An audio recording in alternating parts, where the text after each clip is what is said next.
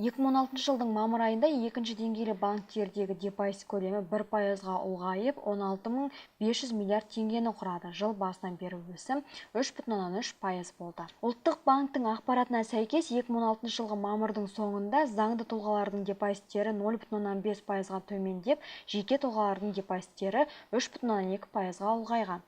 Ұлттық валютада салынған депозиттердің көлемі бір айда 3,3%-ға, жыл басынан бері 34,9%-ға өсті.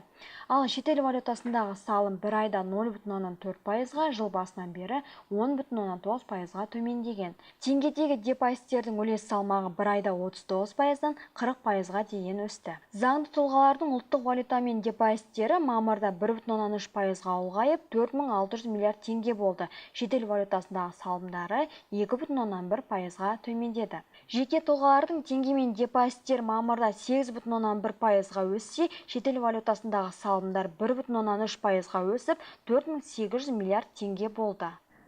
Ал мерзімді депозиттер көлемі 12 миллиард теңгені құрап, 0,8%-ға өскен. Мерзімді депозиттер құрылымында ұлттық валютадағы салым 5,3%-ға өссе, шетел валютасында 1,4%-ға төмендеген.